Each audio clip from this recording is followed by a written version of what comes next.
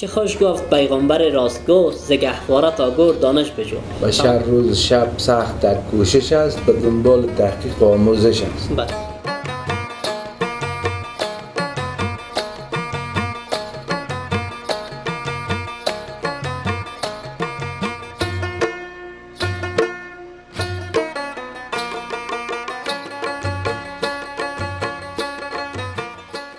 لیسه علی غلام حیدرخان که امروز ما شما در این تشریف داریم، در سال 1349 این مکتب تأسیس شد.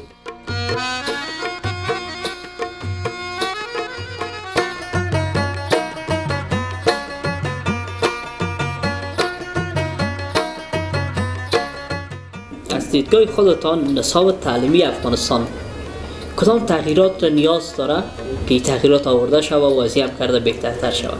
نصاب تعلیمی افغانستان سالها مشکل خود داشته. مشکل بوده، به این مانا مشکل بوده که یک شاگرد صنف 7 کتاب میخونه.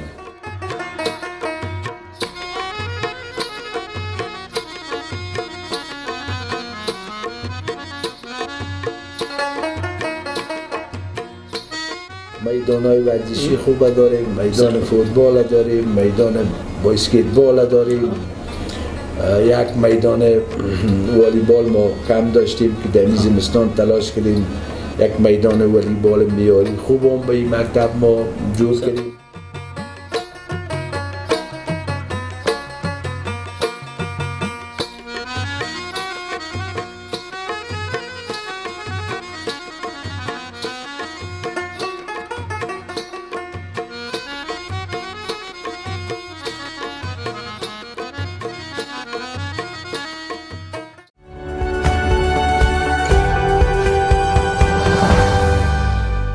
چه خوش گفت پیغمبر راستگو ز گهواره تا گور دانش بجو.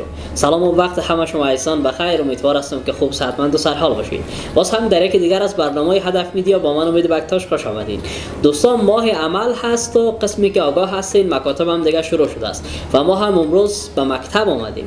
این بار به خاطر درس خواندن نه، به خاطر از اینکه آمدیم که زیبایی های مکتب را به شما تصویر بکشانیم و به یکی از بهترین مکتب های شهر کابل، مکتب غلام حیدرخان آمدیم و جناب استاد مدیر صاحب اسدالله خان کوهستانی هم در کنار ما با ما هستند. بیشتر میخواین که در مورد این مکتب صحبت بکنه و قسمی که شما هم شاید دیده باشین در شبکه‌های اجتماعی تصاویر از این مکتب را، این مکتب را بسیار مقبول و زیبا می پارکش را و سحنش را بسیار مقبول و زیبا دکور کردن و می توجه ما را بیشتر به خودش جلب کرد تا بیاییم با جناب مدیر صاحب هم صحبت بکنیم، تنها در مورد خود مکتب امی پارک مکتب نه، در مورد سیستم تدریسشان، در مورد شیوه مدیریتشان و اینکه دیگه چی فعالیت‌های کردن بیشتر می‌خوایم که از خودشان بشنویم. سلام، وقتتان بخیر جناب مدیر صاحب. سلام به شما. بسم الله الرحمن الرحیم. به نام خداوند دانای راز که باشد ز تحقیق و به نیاز. بشر روز شب سخت در کوشش است، به دنبال تحقیق و آموزش است. بله. ما در خدمت قرار دارم برادر امر هدایتی باشید. بخیر باشین، سلامت باشین مدیر صاحب.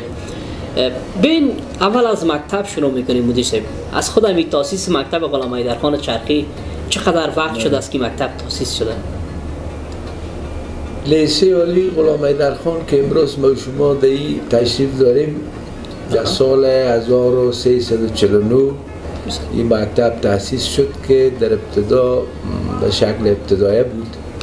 مکتب در سی اول خیرخانه در یک تعمیر کرایی در اونجا بنا شد و بالاخره نظر به زیاد شاگردا این مکتب به تعمیر اولی خود انتقال کرد، آمد به خشت اکتیف خیرخانه در یک تعمیر 2 منزله جا به جا بود.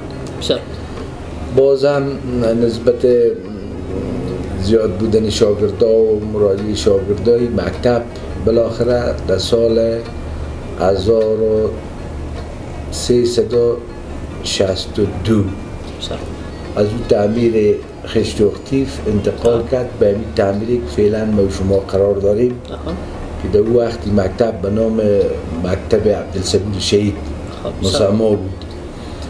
بالاخره در سال 1372 این مکتب به نام اولیش که لیسه غلام حیدرخان چرخی است به همون نام مسما شد که تا فعلا به همین نام است به نام لیسه غلام حیدرخان چرخی خب بسیار خوب. که این مکتب زمانی که انتقال کرد به این تعمیر تا صنف 8 شاگردان داشت، یعنی متوسطه بود.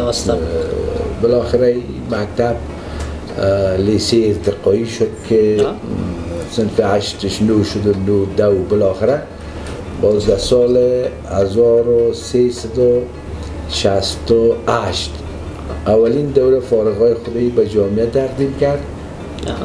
در این مکتب در حدود 10,000 شاگرد از صنف 7 به بالا مصروف درس و تعلیم است که توسط 203 نفر معلم شیبا تعدید شاگردان به پیش برده میشه. این مکتب 4 تایم درسی داره که تایم اخیر ما مکتب شبانه است، لیسه شبانه. شاگردایی که سن و سال بزرگ و کلان داره که به روزانه او واجه میشه در شبانه میخونه که تایمشان از ساعت 6 شام آغاز میشه و الی 8 شب ادامه داره. 12 نفر سرمعلم داره، به شمول اشپیلیسه میشه که 15 نفر بودیم. 3 نفر در شبانه هم داریم، 4 نفر مامور داره، 2 نفر معاون، 1 نفر هم مدیر عمومی که تعلیم و درس شاگردان پیش برده میشه و در خدمت شاگردان ما قرار داریم. بخیر باشین. خب بیاین نال کم از خود بگوین مدیر صاحب، شما چقدر وقت هست که مدیریت همین لیسه را به دوش گرفتین و مدیریتش پیش میبرین؟ ما در سال 1364 در معارف به صفت معلم مقرر شدم که اولین مقررین ما در همین مکتب بود. خب سال 64 قبل از اینکه مدیر شوین معلم بودین درس میدادین؟ معلم، بله. من نو مقرر شدم از تحصیل که فارغ شدیم. نو ما مقرر شدیم اینجا به صفت معلم که 10 سال ما اینجا وظیفه مقدس معلمی رو پیش بردیم و بعد از معلمی 1 سال ما سر معلم بودیم. بعد از اون ما 5 سال دیگه معاون اداری در مکتب بودیم، باز معاون تدریسی بودیم و باز بالاخره که ما به صفت مدیر در رقابت‌های آزاد اینجا مقرر شدم که از مدت 18-19 سال شد به صفت مدیر ایفای وظیفه میکنم. البته 1 سال باز ما تبدیل شدم از این مکتب به صفت مدیر لیسه نادریه مقرر شدم. 1 سال اینجا وظیفه اجرا کردم، باز بنا به لزوم دیده مقامات زیصلاح ما دوباره پس به صفت مدیر مکتب مقرر شدیم که تقریبا 12-13 سال میشه که ما مدیر مکتب هستیم. خب بسیار عالی. میشه کمی در مورد این محیط ماحول مکتب بگوین جناب مدیر صاحب؟ در اول هم که شما زمانی که اینجا آمدین به عنوان استاد مقرر شدین همین زیبایی های خود را داشت یا زمانی که شما مدیر شدین روی از این کار کردین و مکتب اینقدر معقول ساختین؟ مکتب خود ابتدا زمانی که اینجا انتقال کرد فقط می تعمیر بود که می تعمیر به ما دادن. در همین تعمیر درس شاگردان پیش برده می شد که بالاخره نظر به زیاد نفوذ شاگردان که زیاد شد باز یک تعمیر دیگر ما بنا کردیم و تعمیر 16 صنفی است که در قوی تعمیر قرار داره دیگه. همین تعمیر بود و این مکتب میشه که بگویم از اون طرف گولایی مسجد را بود که مردم می آمد، اهالی از این طریق می رفت به بازار لیسه مریم و از بوج سودا می خرید، پس می رفت به طرف خانهشان. یعنی یک راه بوده، آتا نداشت، مشکلات داشت، تکلیف داشت. بالاخره ما نظر به متعهد یک وجود داره که معارف یک دستگاه همگانی است از همه ما و شماست. باز یک شعار هم هست که معارف با مردم و مردم با معارف. ما کوشش کردیم، سعی و تلاش نهایت جدی کردیم که ما بتانیم یک فضای خوب آموزشی را به شاگردان آماده بکنیم.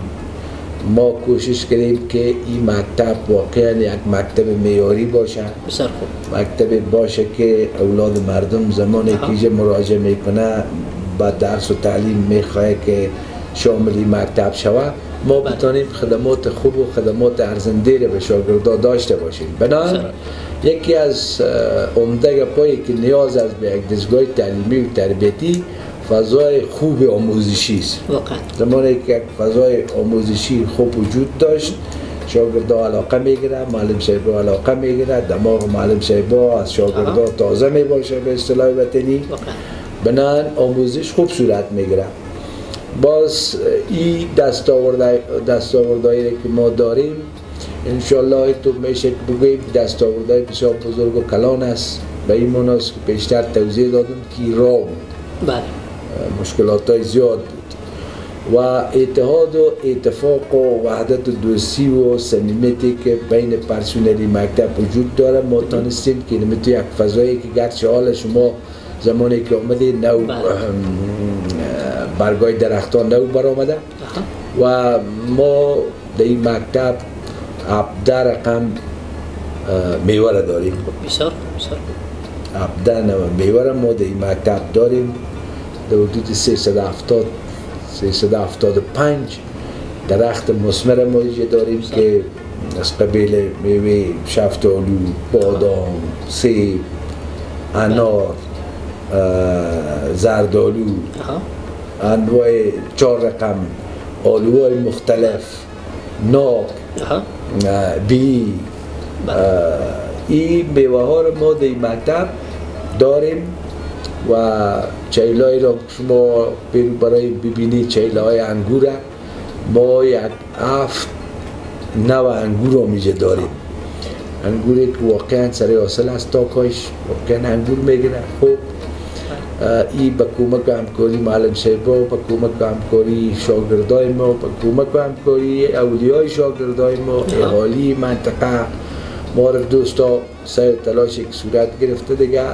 حال ما فعلا همه تو یک دستاورد داریم. در پولیزی ما میدانای ورزشی خوب داریم، میدان فوتبال داریم، میدان باسکتبال داریم، یک میدان والیبال ما کم داشتیم که در زمستان تلاش کردیم یک میدان والیبال معیاری خوب هم به این مکتب ما جور کردیم که شاگردای ما همونطور که میگن صحت ثروت است، سپورت صلح می آورد، با همی می آورد، همدلی می آورد.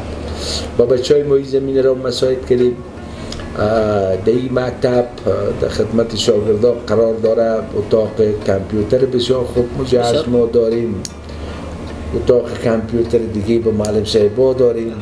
کتابخانه بسیار مجهز داریم که حدود اینا تمامشون دیگه در زمان مدیریت شما ایجاد شده. کتاب با یک ذره تعریف خود بکنم خوب نیست، یا را به خون دل ما پیدا کردیم. بله یا را کوشش کردیم که چیزایی که به یک مکتب معیاری لازم است باید آماده باشه. که ما از لابراتوار یاد بکنیم. لابراتوار خوب داریم، تالار بسیار خوب داریم، اتاق کنفرانس که حدود 300 نفر گنجایش داره، چونکی به اون نبود. ما کوشش کردیم که همون شعار معرف با مردم، مردم با معرف، در حدود 300 چوکی هم به اون برابر کردیم. امکانات بسیار خوبی وجود داره که ما در وقت‌های مختلف شاگردان را جمعی بریم. کنفرانس ها برای شاگردان خودشان مهیا میکنن. کنفرانس هایی که با لازم است از طرف اداره مکتب ما تنظیم میکنیم. به همین شکل دیگه مکتب فضل خدا که حال سر پای خود است. مکتب دستاوردهای خوبه داره. چند سوال چالشی از پیشتان پرسان میکنیم مدیر صاحب. در میان شاگردایتان شاگردی که زیاد شوخ باشه اما درس خوان باشه و یا هم شاگردی که تنبل باشه اما آرام باشه، در بین از اینا کدامشان شما زیاد دوست می داشته باشید؟ والله طور است که ما در زمانی که وظیفه کردیم تا بین میل حال ما 36 سال وظیفه اجرا کردیم در معرف. ما عید 99% شاگردان میبینیم. اگر دلسوزی به شکل واقعی و درستش همونطوری که ما میگوییم شاگردان اولاد ماست معنوی، به همون شکل صادقانه عمل بکنیم. شاگردای گناه نداره. شاگردان در اون راهی که ما میخواهیم، راهی که راه نجاتشان است، به همون تندر میتن در همون راه روان میباشن. ولی با تاسف که بنا به مشکلاتی که وجود داره، بعض زندگی معلم صاحبا، مشکلات معلم صاحبا، ما که خوب رسیدگی کرده نتونیم، باز گناهش دیگه سر شاگردان انداختن صحیح نیست. اگر ما خوب رسیدگی بکنیم به شاگردا، امو شاگرد تنبل ما تشویقش بکنیم، اونمو به بهترین شاگرد تبدیل میشه، درسخوان میشه، اصول پذیر میشه. و امو شاگردی که مثلا خوب درسخوان است، خوب سوال میکنه، خوب پرسان میکنه که شما منظورتان است. ما شاگردا رو دائم گفتیم که شاگردای خمود و جمود تو هم بکار نیست. شاگردا باید جرأت‌های اخلاقی رو داشته باشن. جرأت میتونه شاگردا هستن جات شوخ هستن، نه شوخی زیاد میکنن، معلم آزاری میکنن، مدیر آزاری میکنن. داری نیست شاگردا شما؟ من پیش خودم با تکرار میکنم که اگر ما با یک برنامه کاری خوب، با یک پلان منظم در خدمت شاگردا قرار داشته باشیم، شاگردا به هیچ عنوان ما را آزار هم دادن میتونه، شاگردا ما را به اصطلاح مزاحمت هم کردن میتونه. به این معنی که همین شاگرد توتی دل پدر مادر است. همین پدر مادر زمانی که شاگرد به ما تحصیل میکنه، به دامان مکتب میاره و این صلاحیت اختیار هم به ما میده. حتی یک گپ ضرب المثل از عام است که مردم دائم میگو، اولیای شاگرد که بتلبی که بچه نقطه داره، مشکلات داره، میگو من همی اولادم به شما تسلیم کنیم، گوشش از شما، استخوانش از ما. ما معلم صاحبان دائم گفتیم پدر مادر که گپ میگو تا یه اندازه یک اعتماد است که میگو، ما قصاب نیستیم.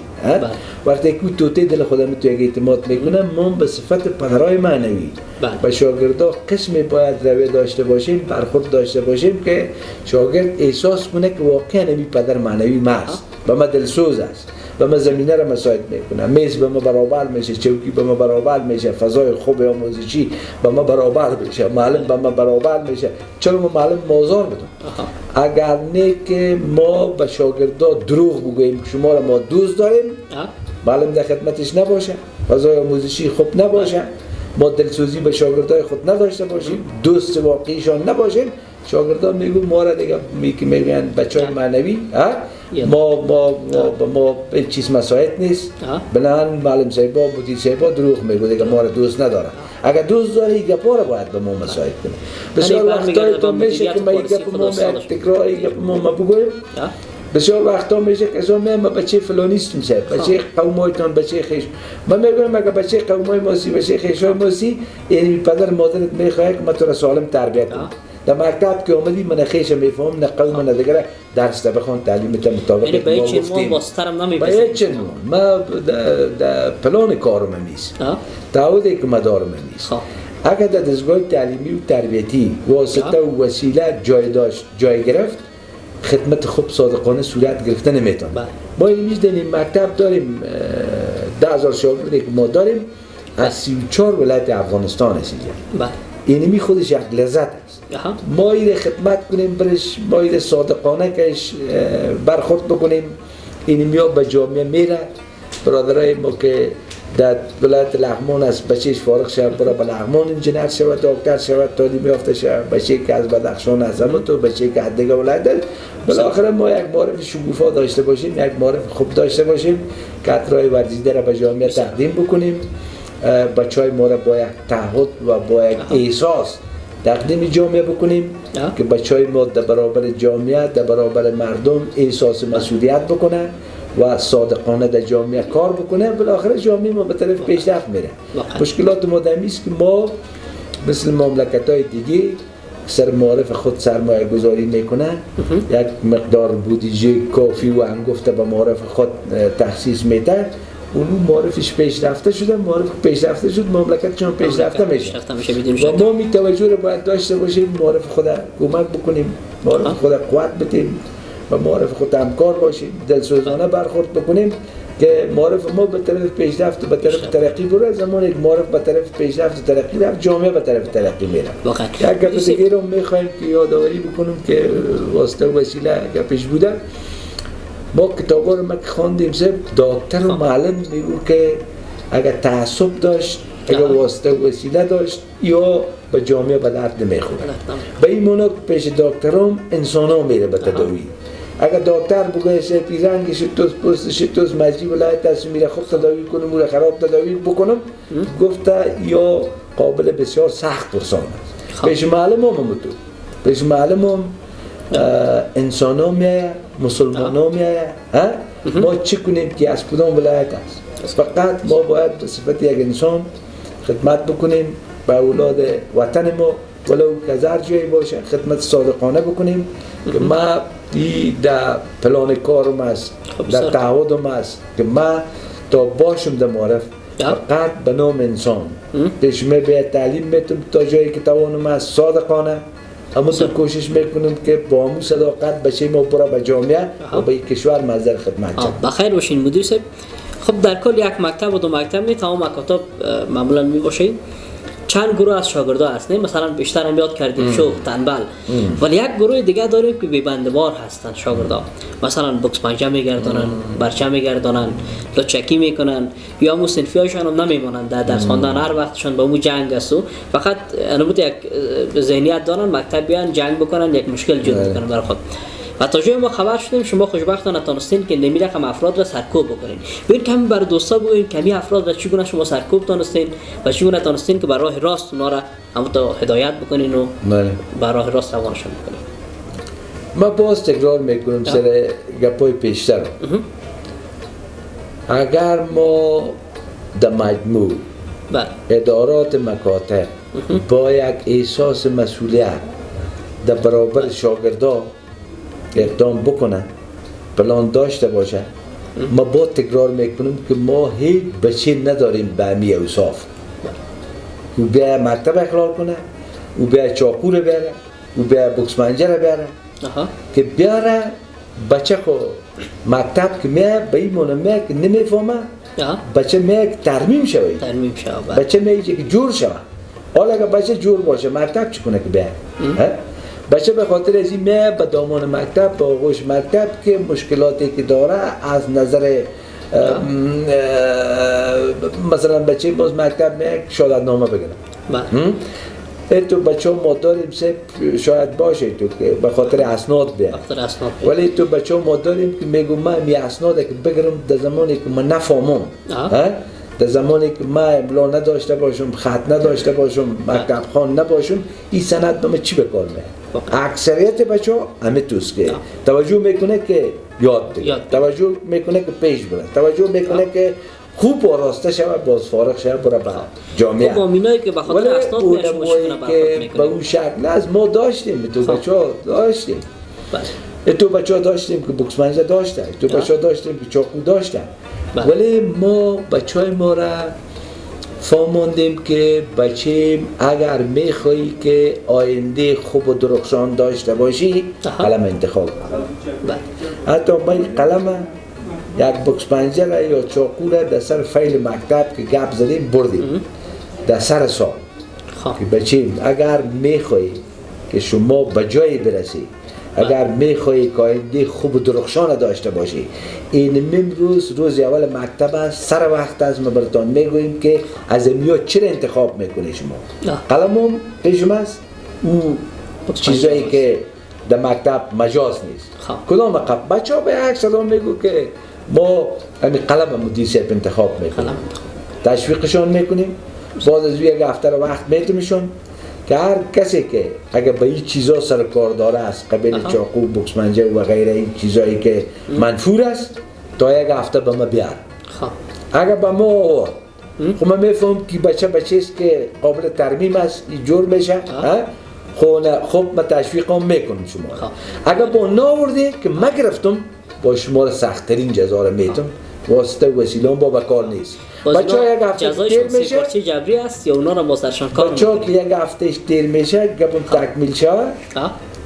باز ما دیدیم یک هفت بچه هشت بچه که همی ضرب الجل به اصطلاح برشان تعیین کردیم تا یک هفته ایره تسلیم کنیم. با اینجا میان سب مدیر سب اینمی ولا بود میره یافتم میره آوردم این از کوچه ما یافتم یا اثر قبرستان یافتم، با ما یه قایم نمیگیرم که تو اثر کدام قبیله یافتی از کدام کوچه، با ما یک چاکلیت هم میتم نوازششان میکنم که بچه موفرین که تعهد کردی سر فایل به من توی عملی کردی، واقعا تو بچه به درد خودم میخوری، به درد جامعه هم میخوری. اینه بی چاکلیت کامینه بیگی سر از صبح مویش هم اگر زیاد باشه با ما که بگویمش که بچه موی تام نقص است، ایره جور کنم موی خودم ماشین میکنم. الان در بچه ها نقص نیست، هر نقصی که هر دماست. ما اگر خدا عیار بکنیم، دلسوزانه برخورد بکنیم، بچه های ما هرگز به چیزایی که به نفعش نیست به اون سر کار پیدا نمیکنه. و ما تو بچه بوده که تفنگچه داشتم. ما یکم وقت در پلانهای خودی جای دادیم که ما تو بیخبر نباشیم از کار مکتب و ما اطلاعش رسید با او رو ما گرفتم. بچه یکم مشکلات هم داشت، پدرش فوت کرده بود، مادرش بود، مادرش یک شریف زن، کل مادرها شریف است. بازو یکم نقص هم داشت، من نقصایش بخشش کردم. ما گفتم مالک روی آوردی با مکتب تو دیگه ما هر کمک کتت میکنم، هر مشکل تا حل میکنم. یعنی تو که اینمی مادرت یعنی میال پدرت هم فوت کرده، خداوند مغفرتش بکنه، با زحمت و تکلیف تو را در مکتب میاره، بیا که یک چیز چوی صبح منظر خدمت تا قلم با این مادرت چوی. و اونو تو بچه‌هام باز ما جزای فیزیکی ندادیم تا که ما مجبور نشم. مجبور و پیشمه ثابت است که این انسان ها مغز دارن، کله دارن. اگر ما بتونیم روش های مختلف به کار بندازیم، هر بچه که هر رقم نقص داشته باشه بالاخره او درآمده. انشاءالله در طول وظیفه که ما کردیم ما بچه را که دیدیم نقص داره، نواقص داره، کمبودی داره، هیچ پشت شیلا نکنیم. گفتیمش که یا جور شو تبدیل تو من نمیکنم، تبدیل راه اساسی نیست. بچه که تبدیل کنیم ما که میگویم ما تعهد داریم، تبدیلش کردیم بچه چشمش باز میشه. من تبدیل نمیکنم، من میگویم یا جورت میکنم یا جورت میکنم یا سخت‌ترین جزا رو میتونم. خلاص من اگه دیگر میگویم خود حال تکرار نکنم. بچه ها من سخت‌ترین ضرب العجل با میگویم. اگر جور شدی خب، اگر نشدی من می قانون واسه تطبیق میکنم. قانون اصول و مقررات و تبدیلی رو راه حل نمیبینیم. سه پارچه اجازه جدید برای شادی میشه دیگه از این مکتب به اون مکتب، از اون واسه چیز جدی میشه برای اونا. تا حالا امروز همین شاگردای بی بنده بارتان کدام وقت شده است که مثلا درگیرم شده باشین، هر چی که برش مثلا گفته باشین باز هم بگپ نشده باشه، بالاخره درگیر شده باشین امروز اینا؟ ما یکی از شاگردا بود که حال خداوند مغفرتش کنه باز فوت کرد. بچه بود که نواقص و کمبودی های زیاده داشت. یک 15-16 سال پیش برات میگویم و تا مرا میگفت که مدیر صاحب خودت که مرا چیزی نگویی، مرا خودت دائم سرزنش میکنی، امی معلم صاحبا را سرمرانتی. خب یک گپ بسیار بی‌معنا و بی‌مفهوم. خودت هر چی که مرا میگویی دلت مرا بان که سرشار. من گفتم بچه تو هست که تو سن ما و سن تو بسیار فرق میکنه. تو کم به زندگیت میفهمی، من زیاد به زندگیت میفهمم. بنابراین به هیچ عنوان من مجال نمیتونم تا جور نشی. دستوردار من نیستم گفتم مثلا. فقط دین رسالت پدر مادر تاش که میتونه به ما آورده، من میتونه جور کنم. اسلام ساز. گپایی که من میگویم به گپای من خدا عیار. اگر با دیدی که گپای من به تو نتیجه منفی داره، با من به تو خدا عیار میکنم. در غیر از اون تو یک دو ماه گفتم گپایی که من میزنم من تو بگم. بالاخره همون بچه هم عیار شد، قانون مقررات مکتب عیار شد، مکتب خون شد، فارغ شد.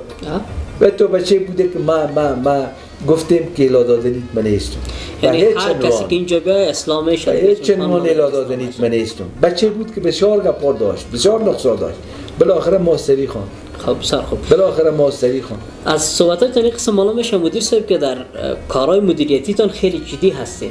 خیلی جدی برخورد میکنین با شاگردان.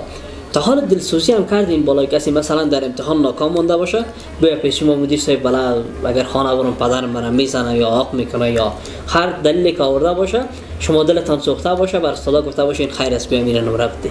ما به تو گپ برخوردیم. زیاد برخوردیم ولی نکردیم این کار. ما پدر مادر تو رو روی کرده. اینا اینمی اطلاع نامه که ما به تو دادیم، اینمی پاداش کار ده. ببرد خانه که نقص داری ناکام شده، پدرتان بفهم مادرتان بفهمه که ما پدر مادرت اخفال کرده نمیتونی که تو یک بچه نافهم باشی، ما تو را دلسوزی، این دلسوزی نیست اصلا. این اصلا دلسوزی نیست، این تیشه است که در پای شاگرد زده میشه. گفتیم بچه من تو میکنم که تو مایوس هم نباشی، امسالت که تو ناکام شدی توجه بکن، در کورسا خود شامل بکو. ما خودمون که کمک میکنم، کورسایی جب ما علاقه میگیره، اقتداد کارت میاره که شاگردای بی بضاعت، شاگردای مشکل داره، توان مالی نداره، رایگان میگیرن. من تو را در رایگان هم شامل میکنم، ولی بخوان به زور بازویت برو کامیاب شد. ما این دلسوزی را هیچ وقت نکردیم، این دلسوزی هم نیست. این دلسوزی هم نیست. و یکی دیگه باز عدالت تامین نمیشه. عدالت به این معنی تامین نمیشه که یک بچه میاد با هزارها مشکلات، نان نداره، پول نداره، مشکلات اقتصادی داره، ولی میاد به دامان مکتب، همیشه وقت حاضر است، درس خوب میخونه، در سن با معلمش برخورد خوب داره، روی خوب داره، قانون مقررات رعایت میکنه، او هم با کامیاب شود. این بچه که بی تفاوت هم است، حق تلفی هم میشه. بنان ما تو نمیکنیم که بچه ما را مایوس هم کنیم. ناکام شده در خلاص هستی. بعد از ناکامی ها کامیابی هاست. بچه یک ناکام هستی، من میگویم که تو فرق نسبت به که در چوکی یک جای 3 نفر تو میشینی. تو چه فرق داری؟ همین مغز و کلر ای داره، همین تو داری. همین امکانات که بنیز به تام است. این کامیاب میشه، تو کامیاب نمیشی. چی؟ بی توجه هستی. وقتی که بی توجه هستی، توجه کو که تو مطابق بینیمی بچه با نمو زور کمر و اصطلاح خودت نمره ببری کامیاب شی بری به صرف بالا. بسیار عالی. گفتین از زمان مدیریت شما تقریبا 20 سال شد اینجا. هر روز از اینا یک شاید خاطره داشته باشین. خاطره جالب شاید داشته باشین از دوران مدیریت. اینجا بعدا پرسان میکنیم.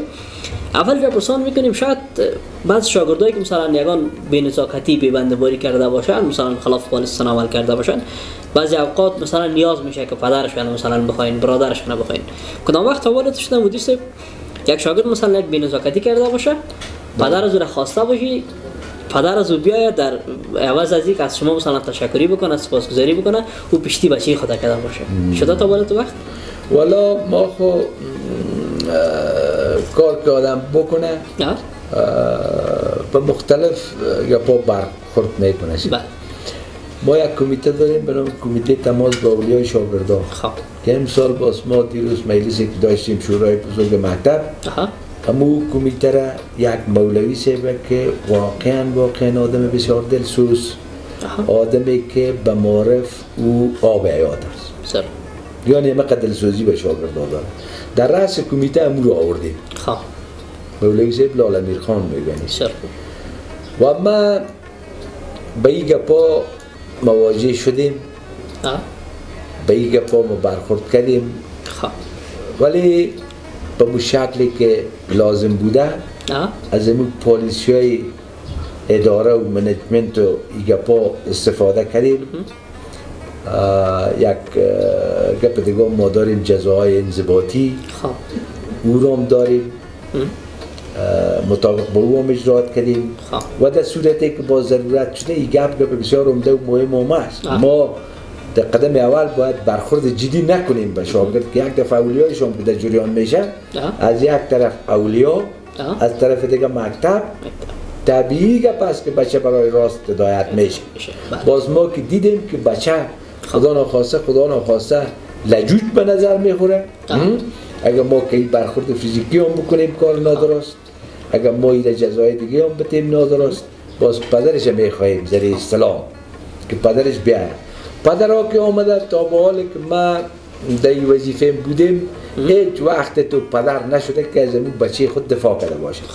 بچه گفته که پدر گفته که این بچه که نقص داره، مدیر صاحب یا معلم صاحب یا اداره مکتب ما به شما ایده آوردیم، یعنی دفاع نکرده. ولی یک وقت با ما به این گپ برخوردیم که یک مادر که ما دلیل گفته، همین چی بود موضوعش میشه؟ یک مادر که ما تو دلیل گفته صاحب که بچهش در شبانه بود، به ما اطلاعش رسید که علمی بچه چاقو رو میاره، چاقو داره پیش خود و در بیرو هم که آدم های نامناسب سر کار داره گشت و گزارش. باز ما تلبیس میشی در اداره، همراه نماینده صنفش گفتم میره بیا آور سب با تلاشیش کردیم، چاقو داشت، چاقوش که گرفتیم با صبح ما گفتم که پدرت گرفته بیار. صبح گفت که پدرم فوت کرده، سو با دقیق شدم که پدرش واقعا فوت کرده و مادرش باز آمد. همین مادرش با کیمه والا یک جنجال کرد، مادرها خود بچه من گرفته ای که بچه من دشمن داره و بچه من بیسوس خب والله من گفتم مادر اولین کارش که مولیای شاگرده کش تلبیس مخواستیم آمدن بله. احترام متقابله بوده، ما احترامشون کردیم و احترام ما را کردیم و کارمون به نتیجه رسیده و خودت مادر توری اولین گپش که تو از چاقو دفاع میکنی که بچه چاقو داره و بچه دشمن داره، این گپ گفتم به زیان ضرر خودت هم است و بچه هم است. این گپ آل ما چاقوشه گفتم گرفتیم خلاص دیگه چاقوی از این پس هم داده نمیشه. این که دشمن داره امی چرا در این سن دشمن دار چرا باشه؟ این باید روی اخلاقی داشته باشه، انسانی داشته باشه، اسلامی داشته باشه، در جامعه خود بینی رقم هدف ماست که بچه تو تربیت شد، نه که بچه تو دشمن دار.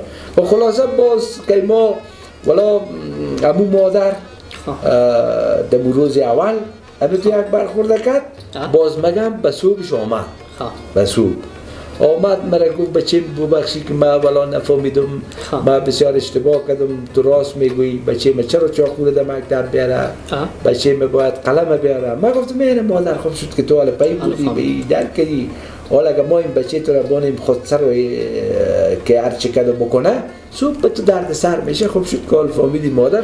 باز ما قدرش کردیم و تا دروازام کهش برآمدیم و همون مادر با بعد از او چند بار دیگه آمد یاد کرد از این مکتب و مکتب داری ما رو تشویق هم کرد و تا بچهش فارغ شد باز خوش بود یاد میکرد. از گپ از تشویق گفتین مدیر صاحب، لوح تقدیر یادم آمد.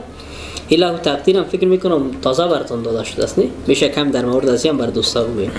لوح تقدیر خو شما تا جایی میبینی اگه در کامپیوتر گرفته نتونستیم بگوییم که یک دو تا تقدیرنامه است از ارگان‌های مختلف است، از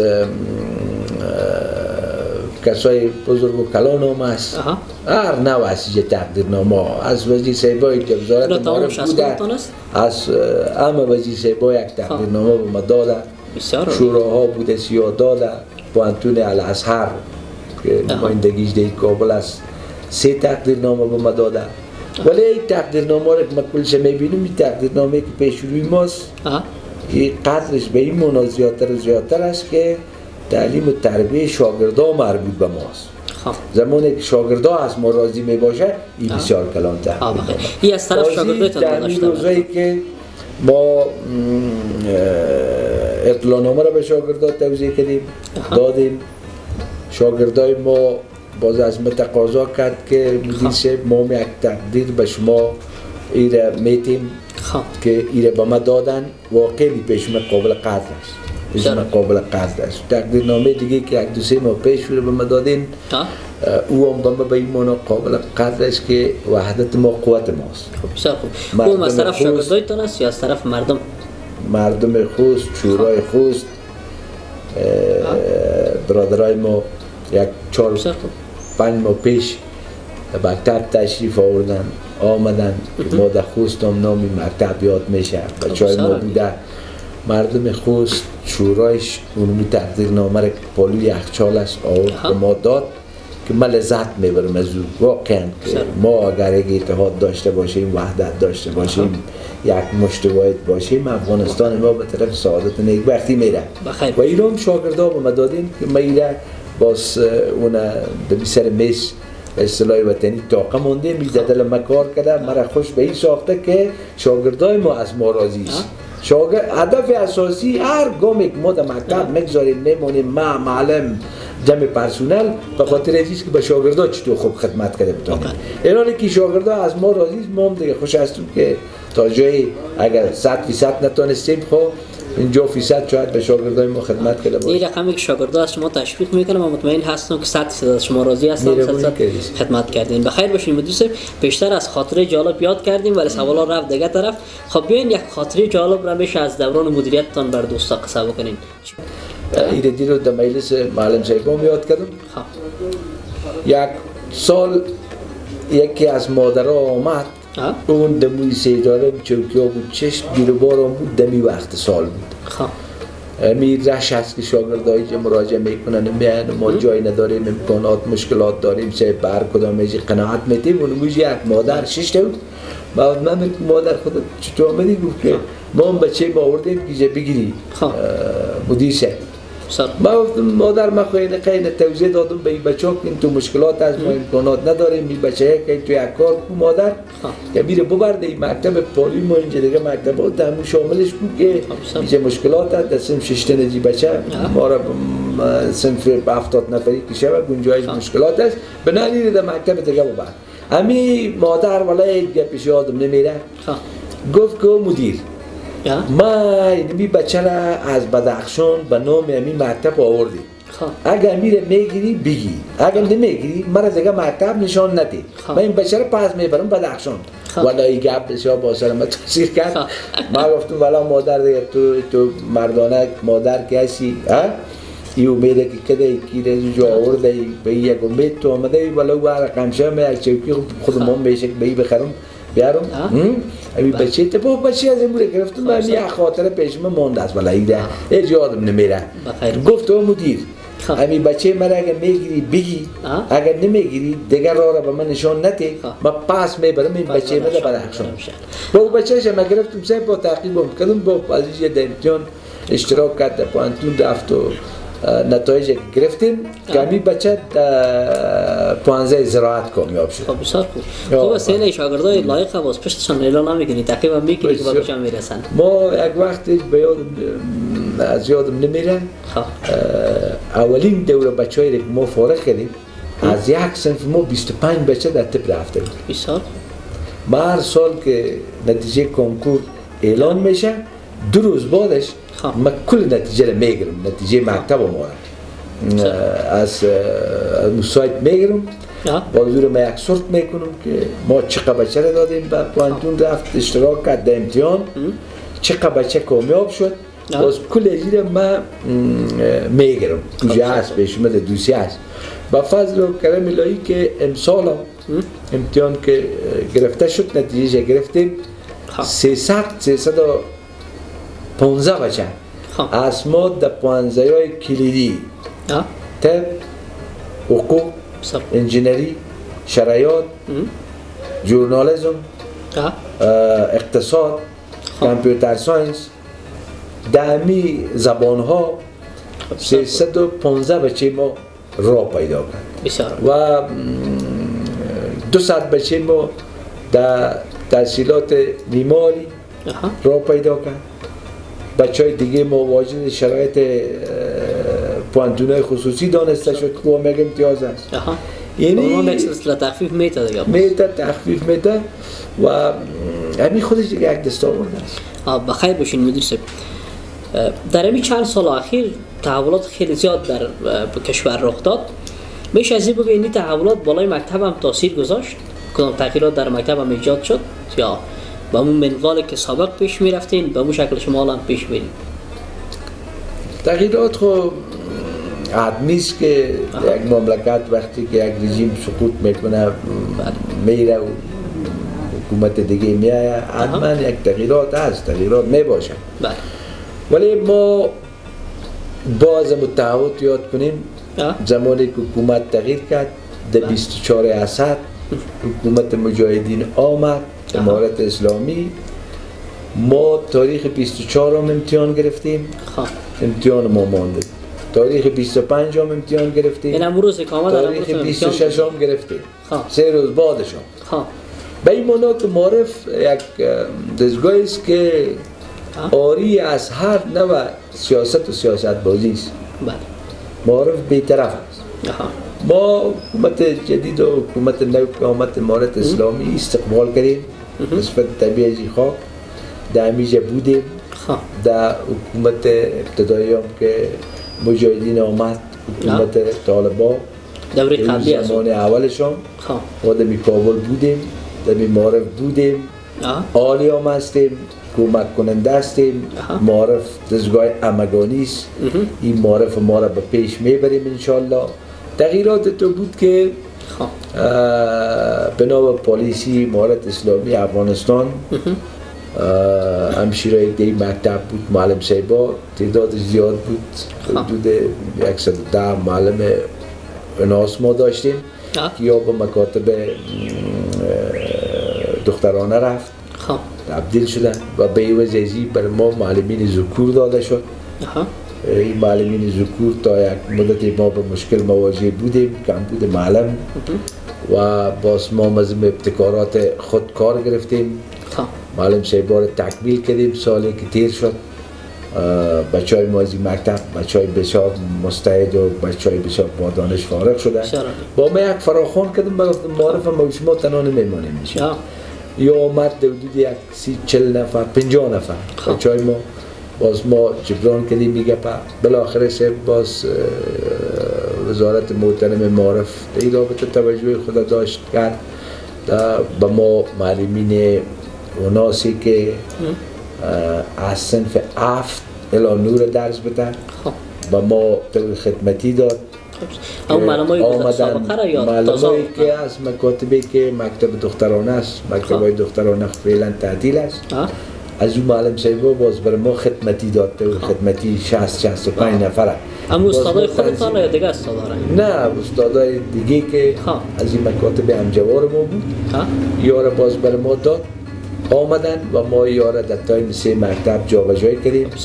صنف 7 الی 9 و معلمایی که تایم 3 داشتیم دو تایم دیگه ما رو تکمیل کردیم. معلم صاحبا رو توظیف کردیم که این خلا و این مشکلات حل شد. خوشبختانه نیست امسال بخیر که ما مجلس خود دایر کردیم. معلم صاحبا کم داریم ولی بستای ما بستاست به اعلان است. مقرری هم شروع شده. ریاست معارف شهر کابل توجه خاص خود داره که اون معلمایی که از طریق رقابت کامیاب شده یا توظیف کنن با ما معلم‌ها انشالله که داده میشه. مشکل ما حل میشه دیگه. ما توجه خاص خودم داریم. امروز هم یک معلم صاحب آمد طور خدمتی به این مکتب و در تفاهم هستیم انشالله مشکلات روی هم رفته. ریاست معارف شهر کابل با ما حل میکنه دیگه با مشکل انشالله مواجه نخواهد شد. جناب مدیر صاحب، از دیدگاه خودتان نصاب تعلیمی افغانستان کدام تغییرات را نیاز داره که این تغییرات آورده شود و وضعیت هم کرده بهترتر شود؟ نصاب تعلیمی افغانستان سالها مشکل خود داشته. مشکل بوده به این معنی مشکل بوده که یک شاگرد صنف 7 17 کتاب میخونه. در حالتی که ما که مطالعه میکنیم میبینیم 2 مضمون 3 مضمون با هم همخوانی داره که باید این مدغم شود این کم شود. این پا داشت و بخشی که سر این کارم شد در حکومت جمهوریت سری پلان یا بود ولی به نتیجه نرسیدن.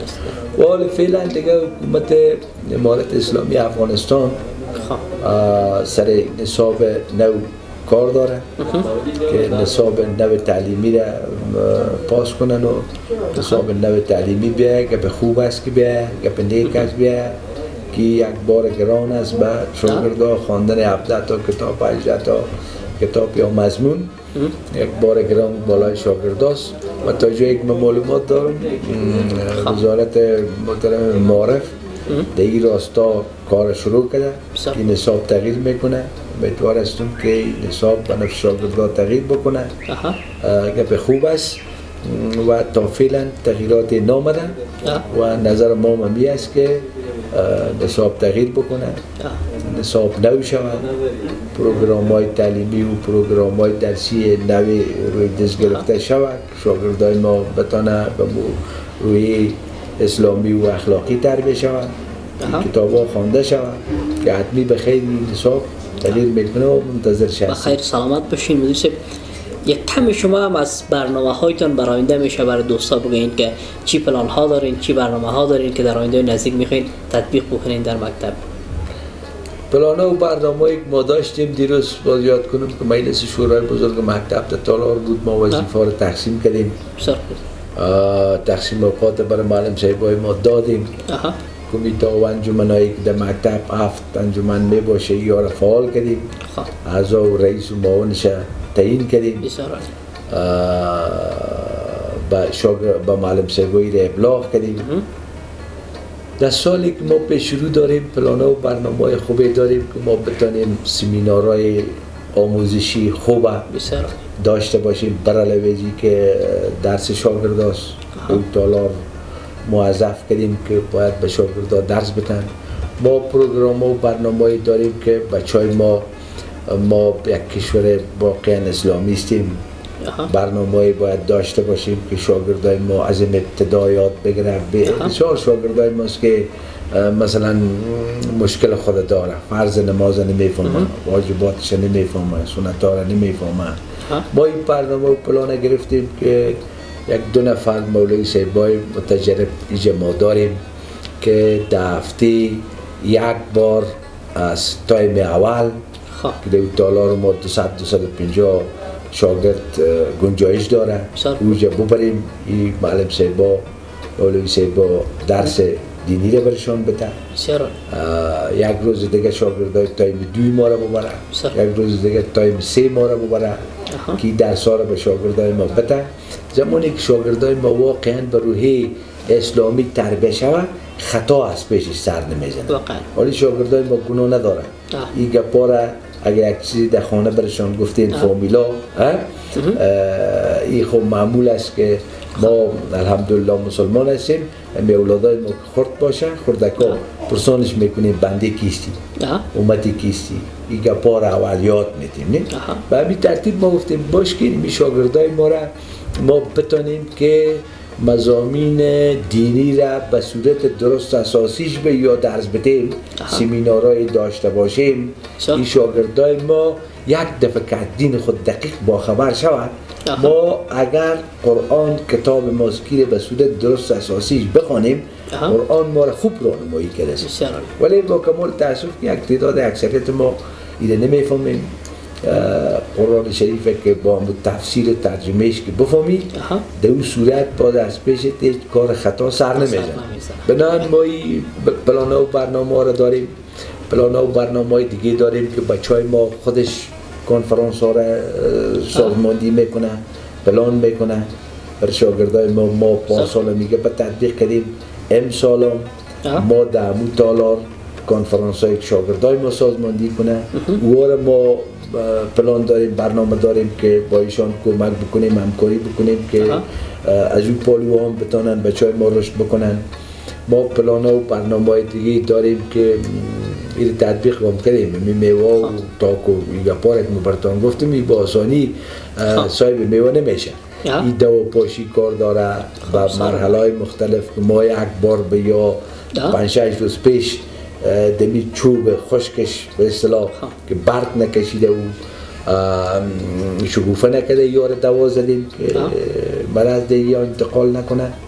و همین سرسبزی های مکتب که شما میبینید در این پلان داریم. به این تاگاه ما یک گلاس کود سیاره دادیم که تاگاه به اصطلاح وطنی بقوت باشه و زمینه دیگر مساعد کردیم که فضا را پس فضای خوب آموزشی بسازیم. گلای ما که در حدود 12-13 صد گلدان گل ما داریم. در گلخانه 1-2 گلخانه داریم که ها را باز بکشیم.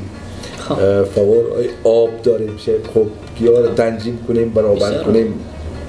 پلان کردیم گیاه در خدمت شاگردان قرار بگیره و پلان های دیگه هم داریم که شاگردان ما یک فیل میشه.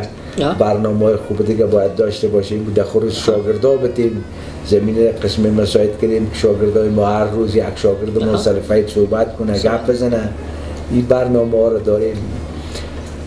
برنامه دیگه هم داریم که ما چطور بتانیم شاگردای خود به صورت درست اساسیش تنظیم بکنیم که شاگردا بتانن از گپایی که ما داریم استفاده خوب بکنن. زمینه را برشان مساعد کردیم. کمیته نظم و دیسیپلین ما را فعال کردیم. کمیته تماس با اولیای شاگردان را فعال کردیم. کمیته حفظ و مراقبت فعال کردیم که مال بیت المال خراب نشه. سویچ ما، ساکت ما، دروازه ما، کلکین ما، چوکی ما و غیره ما این فعال کردیم. کمیته سرسبزی فعال کردیم که وارسی بکنه از اتوگپا. کمیته رقابت های درسی فعال کردیم که شاگردای ما را در راستای درس و تعلیمشان توجه بکنه که باز ما 1-2 ماه سال که تیر شد با امتحانا را ما میگیریم، امتحانای رقابتی را برای مندازیم که شاگردای ما تا چه حدود پیشرفت کرده. این امتحانا بین صنف ها هست، صنف مثلا دوباره صنف هفت اینا رو با هم مندازیم صنوف هست، بین صنوف هست که معلم صاحبای ما باز مثلا صنفای نور امتحانش میگیره، مثلا نو یک، نو دو، نو سه چقدر پیشرفت کرده، اما تو نوهای دیگر باز بالاخره از جمع زیاد ما میکشیم کدام صنف در بین زیاد در رقابت پیروز شد، نمره بالا را گرفت. به همین ترتیب باز پروگرام داره، کمیته رقابت های درسی ما باز رپورت تنظیم میکنه، جانه که گرفت با نتیجه نهایی را ما در سر فایل مکتب باز اعلان میکنیم، با اون صنفی که برنده میشه گام تقدیر هم میکنیم به خاطر اینکه شاگردای دیگه ما تشویق شود. این برنامه رو ما انشالله که روی دست داریم و همچنان یک روز پلان داریم که به نام روز کتاب که ما همه ساله رو می داشته باشیم به نام انقلاب کتاب، روز کتاب، کتابخوانی. باز بچه های ما را ما در سر فیل گپ میزنیم که کتابخانه ما غنی شود. یک بچه های ما هر کدام یک کتاب، معلم صاحبای ما 2 کتاب در موروز اونجا میارن، باز این کتاب ها رو ما صورت میکنیم، نه باز به کتابخانه انتقال میکنیم، در جمع معلم کتاب داری در قید میکنیم، باز شاگردای ما میرسه. کتابخانه ما خوب منظم است، بخش کتاب های علوم دینی یک طرف است، بخش کتاب مثلا کتاب های زبان ادبیات پشتو ما یک طرف است، کتاب های زبان ادبیات دری ما یک طرف است، کتاب های علوم اجتماعی ما ویدینای شلاید است، لوحات سر زندگی است. بچه های ما باز در کدامش نیاز پیدا میکنه میره پیش یک سرگردان شود، از این میشه کتاب میگیره و مطالعه میکنه. اگر در کتابخانه مشکلش حل شد در کتابخانه و اگر نشد باز کارت پر شاگردان ما توزیع میکنیم. بچه ما تا 3 روز میتونه کتاب ببره، کتاب مطالعه بکنه، کارت خود پیش ما بمانه، باز کتاب ما رو پس بیاره، کتاب هم ضایع نشه.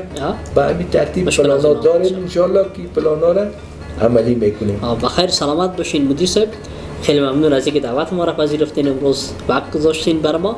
حالا در آخر اگر پیام حرفی گفتنی داشته باشین کاملا در خدمتتون است. بسیار تشکر، سپاس که شما آمدید و کوشش میکنید که معارف ما رشد بکنه، معارف ما پیشرفت کنه، ترقی کنه. پیام می است که ما با اولیای محترم پلان میتون به مردم شریف افغانستان پیام میتون ببخشید، پلان نه پیام میتون که اگر ما وضع رقتبار اقتصادی هم داریم خود داریم، حالا به همین شکل مشکلات وجود دارند، توجه داشته باشند که نان کم بخورند ولی اولاد خود به دامان معارف روان بکنند، اولاد خود مدارس دینی روان بکنند، اولاد خود به کورس ها روان بکنند، اولادشان زمانی که تعلیم یافته شد، اولادشان زمانی که صالح تربیه شد، زمانی که به جامعه رفت، آینده که پدر مادر به طرف پیری میره، به طرف زیری میره، این اعصاب و دزگیرش میشه. امیدوار هستم که با قبول مشکلات اقتصادی که دارن اولیای محترم مردم افغانستان کوشش بکنن که همکار و همگام با معارف خود باشن، همکار و همگام با حکومت خود باشن. زمانی که ما اتحاد داشتیم، وحدت داشتیم، برادری داشتیم، صمیمیت داشتیم، اما تو که معارف ما رشد کرد، اما تو که حکومت چیز شد با اتحاد و با اتفاق از خدا حکومت اسلامی رو ما داریم. با حکومت خود همکار باشیم، همگام باشیم و معارف خود رشد بدیم، ترقی بدیم، همکار باشیم، همگام باشیم تا ما بتانیم آینده های درخشان به اولاد خود کمایی بکنیم، تا باشه کشور ما به طرف پیشرفت بره، به طرف ترقی بره و ما زندگی های مرفه و آزاد داشته باشیم. بخیر سلامت باشین جناب مدیر صاحب. خیلی ممنون بیننده عزیز از شما همچنان که تا این لحظه برنامه را بیننده بودین. امیدوار هستم که از امکانات ویژگی های مکتب هم بیشتر دانسته باشین و همچنان سپاسگزاری میکنیم باز هم از جناب مدیر صاحب که برای ما وقت گذاشتن. عزیزان شما هم کانال یوتیوب هدف میدیا رو سابسکرایب بکنین، گوزین زنگوله رو هم فشار بدین. اگر پیشنهاد انتقاد دارین یا هم شما اگر در اینجا درس خواندین و خاطرات جالب دارین از این مکتب میتونین که اینا رو هم پای کامنت با ما بنویسید. تا برنامه بعد خداوند یار و نگهدارتان.